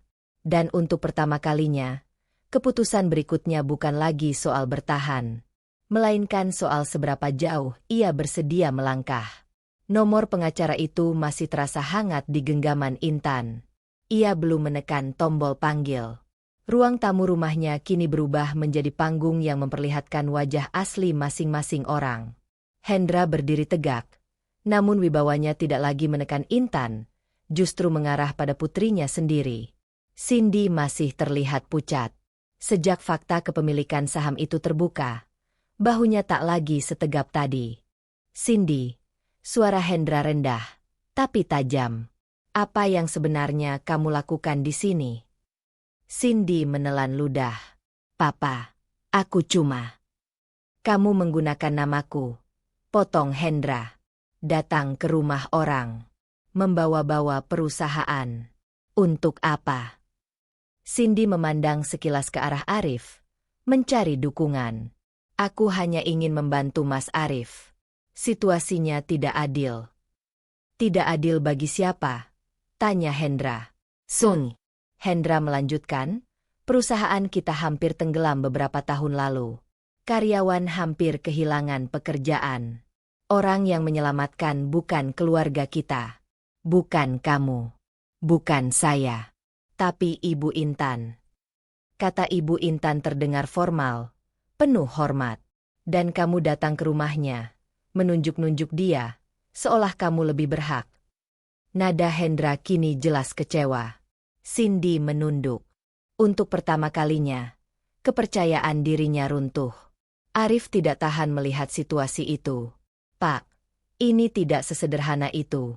Masalah rumah tangga kami memang sudah retak sejak lama. Retak? Ulang Hendra, menatapnya. Retak atau kamu yang memilih meninggalkannya? Arif terdiam. Intan memperhatikan semuanya dengan tenang. Aneh. Ia tidak merasakan ledakan kemenangan.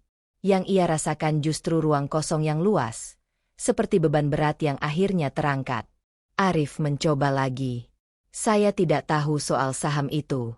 Kalau saya tahu, kamu akan memperlakukannya berbeda. Hendra memotong. Pertanyaan itu menggantung tajam. Arif tidak bisa menjawab, karena jawaban yang jujur akan menghancurkannya. Selama ini ia merasa lebih tinggi. Merasa Intan menghambatnya. Menghina pilihan istrinya mempertahankan rumah alih-alih menjualnya demi proyek ambisius.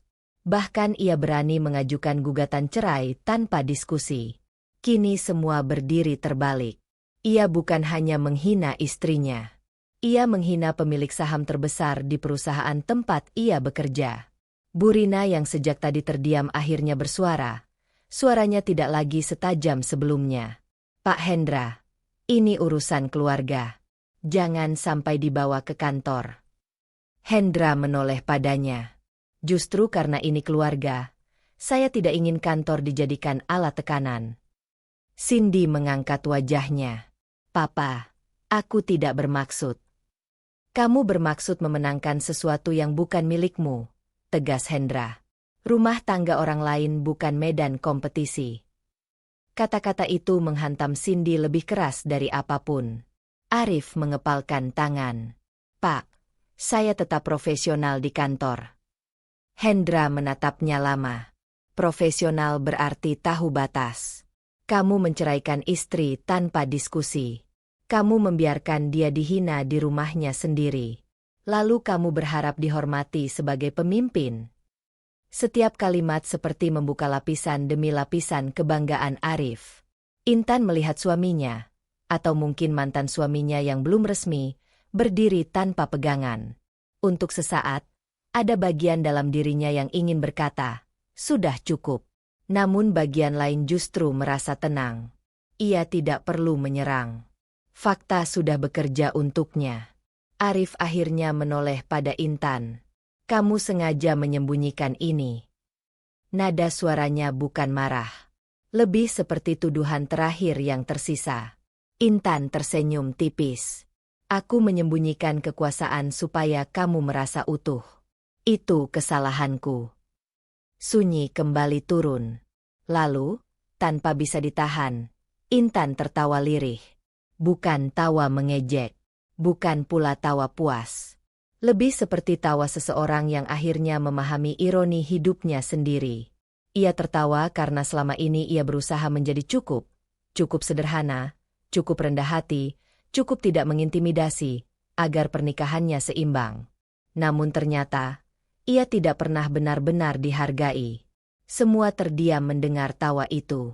Cindy menggigit bibirnya. Bu Rina menunduk. Arif memalingkan wajah.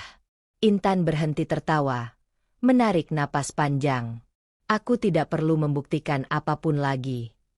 Kalimat itu ringan, tapi berat maknanya. Ia tidak perlu membuktikan bahwa ia tidak menghambat.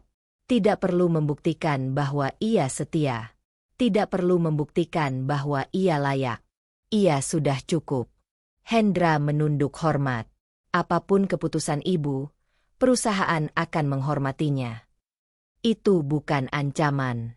Itu pengakuan kekuasaan. Dan disitulah puncaknya. Bukan pada fakta bahwa ia pemegang saham. Bukan pada wajah pucat Arif. Tapi pada kesadaran bahwa ia tidak lagi membutuhkan pengakuan dari siapapun di ruangan ini. Namun justru karena itulah, keputusan berikutnya menjadi lebih berat. Jika ia membawa ini ke ranah profesional, Arif bisa kehilangan karirnya. Jika ia memisahkan sepenuhnya urusan pribadi dan bisnis, ia harus menelan luka tanpa balas. Intan menatap satu persatu wajah di hadapannya. Lalu ia berkata pelan, namun tegas. Mulai hari ini, urusan rumah tangga dan perusahaan dipisahkan. Tapi untuk rumah ini, keputusan saya tetap sama. Ia melangkah sedikit ke depan. Kalian pergi. Tidak ada teriakan kali ini. Tidak ada drama. Hanya batas yang ditarik dengan sadar.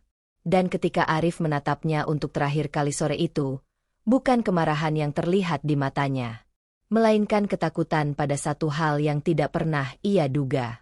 Bahwa ia telah kehilangan perempuan yang selama ini diam-diam memegang seluruh fondasi hidupnya. Pintu rumah itu masih terbuka. Arif belum melangkah pergi. Kalimat Intan, kalian pergi, masih menggantung di udara, tegas namun tidak meledak. Tidak ada lagi amarah yang tersisa di wajahnya. Justru ketenangan itulah yang membuat semua orang tidak bisa bergerak. Bu Rina terduduk perlahan di kursi ruang tamu. Tangan yang biasanya sibuk mengatur rumah kini gemetar di pangkuannya. Astagfirullah, gumamnya lirih. Air mata jatuh tanpa bisa ditahan. Bukan tangisan marah seperti sebelumnya. Bukan pula tangisan untuk membela Arif. Kali ini ada sesuatu yang lain. Malu. Ia menatap lantai, tidak berani lagi menatap Intan. Selama ini, suaranya patah. Saya pikir kamu cuma istri yang bergantung pada anak saya. Kalimat itu tidak lagi bernada menyerang. Lebih seperti pengakuan yang pahit. Intan tidak menjawab. Ia hanya berdiri, menunggu. Bu Rina mengusap wajahnya. Saya tidak tahu. Saya benar-benar tidak tahu. Cindy yang sejak tadi berdiri dekat pintu juga terlihat berubah. Tidak ada lagi sikap menantang. Tidak ada lagi senyum sinis. Ia menatap Intan dengan mata yang kini kehilangan kepercayaan diri. Aku, Cindy ragu, lalu melanjutkan. Aku kira kamu hanya menahan Mas Arif karena takut kehilangan status. Status. Intan hampir tersenyum, tapi ia menahannya. Cindy menarik napas panjang. Aku tidak tahu kamu justru yang menopang semuanya. Itu bukan pujian. Itu kesadaran yang terlambat. Hendra berdiri tak jauh dari putrinya. Diam, membiarkan mereka belajar dari situasi yang mereka ciptakan sendiri. Arif masih berdiri di tengah ruangan, seperti orang yang baru tersadar bahwa tanah yang ia pijak sudah bergeser. Tan, panggilnya pelan. Intan menoleh. Untuk pertama kalinya sejak semua terbongkar, Arif tidak berbicara dengan nada tinggi. Cabut gugatan itu, katanya. Suaranya hampir bergetar. Kita bisa perbaiki semuanya. Ini cuma kesalahpahaman. Kesalahpahaman. Kata yang terdengar ringan, tapi terasa menyepelekan luka berbulan-bulan. Kesalahpahaman? Ulang Intan tenang. Iya. Arif melangkah mendekat. Aku tidak tahu soal saham itu. Aku pikir kamu benar-benar tidak mendukungku. Aku pikir kamu menahanku. Dan karena itu kamu menggugat cerai tanpa bicara? Tanya Intan. Arif menelan ludah. Aku emosi. Dan ketika Cindy menghina aku di rumah ini? Intan melanjutkan. Itu juga emosi. Arif terdiam. Hendra memalingkan wajah, seolah memberi ruang bagi percakapan yang kini murni antara suami dan istri. Aku salah, Arif akhirnya berkata. Aku akui itu. Tapi kita bisa mulai lagi. Aku akan perbaiki semuanya. Intan merasakan sesuatu dalam dadanya bergetar. Bukan goyah. Lebih seperti gema dari kenangan yang pernah ia jaga mati-matian. Ia pernah mencintai pria ini tanpa syarat. Pernah membayangkan tumbuh tua bersama. Pernah menahan diri agar tidak membuatnya merasa kecil. Namun kini ia melihat Arif bukan sebagai suami yang ingin memperbaiki hubungan. Ia melihat pria yang baru menyadari posisi kekuasaannya salah. Kalau aku bukan pemegang saham, ucap Intan pelan, apakah kamu tetap ingin memperbaiki? Pertanyaan itu membuat Arif membeku. Ia membuka mulut, tapi tidak ada jawaban yang keluar. Dan disitulah Intan tahu. Keputusan yang ia ambil bukan tentang kekuasaan. Bukan tentang siapa lebih tinggi. Ini tentang harga diri. Aku tidak ingin kamu bertahan karena posisiku, lanjut Intan. Aku ingin dihargai sebagai istri, sebagai pasangan, bukan sebagai pemilik saham. Arif mendekat satu langkah lagi. Aku bisa belajar. Aku bisa berubah. Kamu baru ingin berubah setelah tahu aku punya kuasa, jawab Intan. Suasana kembali hening. Bu Rina terisak pelan. Cindy menunduk sepenuhnya kini, tak lagi berani bersuara. Hendra akhirnya berbicara. Nada suaranya tenang. Keputusan ada di tangan Ibu Intan. Arif menatap Intan dengan putus asa. Tan, tolong. Jangan lanjutkan cerai ini. Semua orang bisa salah. Intan memejamkan mata sejenak. Di dalam dirinya, bukan kemarahan yang paling keras, melainkan kesedihan. Kesedihan karena ia menyadari sesuatu yang tak bisa ditarik kembali, rasa hormat yang hilang sulit untuk ditumbuhkan ulang. Ia membuka mata kembali. Proses cerai tetap berjalan. Kalimat itu jatuh tanpa teriakan, tanpa getar. Arif mundur satu langkah, seolah ditampar. Tan. Harga diriku bukan alat tawar-menawar, lanjut Intan. Bukan sesuatu yang bisa kamu hargai setelah tahu nilainya di atas kertas. Air mata menggenang di mata Arif. Untuk pertama kalinya, bukan karena marah, tapi karena kehilangan yang nyata. Cindy menutup wajahnya, sadar bahwa ambisinya ikut mempercepat keretakan itu. Burina menangis lebih keras kini, bukan membela anaknya, tapi menyesali sikapnya pada menantu yang selama ini ia remehkan. Namun Intan tidak merasa menang. Ia merasa selesai. Selesai membuktikan. Selesai menunggu. Selesai berharap dipahami tanpa pernah benar-benar didengar. Silakan ambil barang kalian, ucapnya pelan. Aku akan menghubungi pengacara hari ini. Ia berbalik menuju kamar, meninggalkan mereka di ruang tamu. Langkahnya stabil, tapi ketika pintu kamar tertutup, tubuhnya bersandar pada dinding. Tangannya gemetar.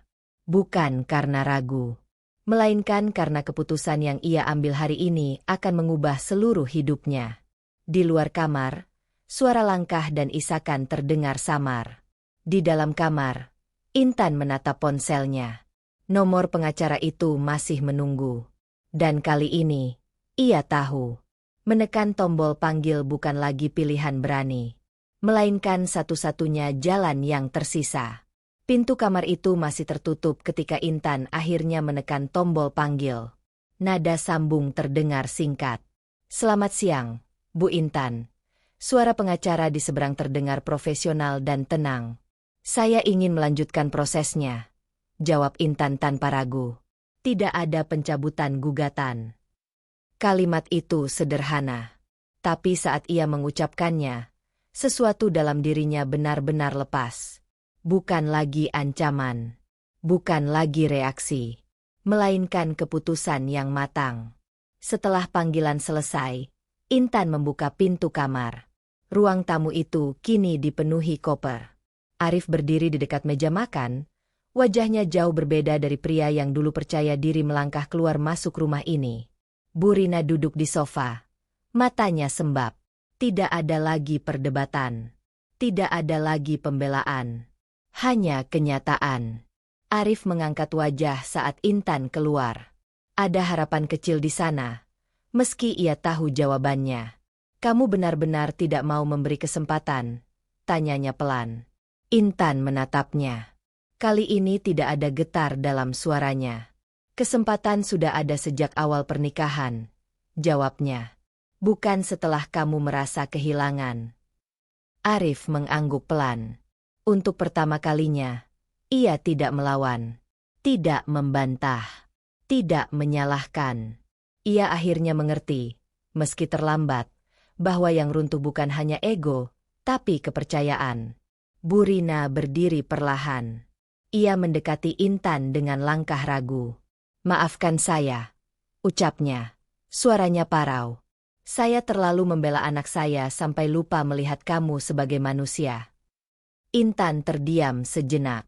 Ia tidak menyimpan dendam. Tapi luka tetaplah luka. Saya tidak membenci ibu, jawabnya pelan.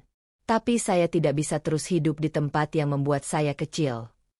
Burina menangis lagi. Kali ini tanpa suara. Ia tahu tidak ada lagi kalimat yang bisa mengubah keputusan itu. Arif menarik koper terakhir ke arah pintu. Ia berhenti sesaat, menatap ruang tamu yang dulu ia anggap miliknya juga. Tan, katanya, suara itu tidak lagi penuh tuntutan. Aku harap suatu hari nanti kamu bisa bahagia. Intan mengangguk tipis.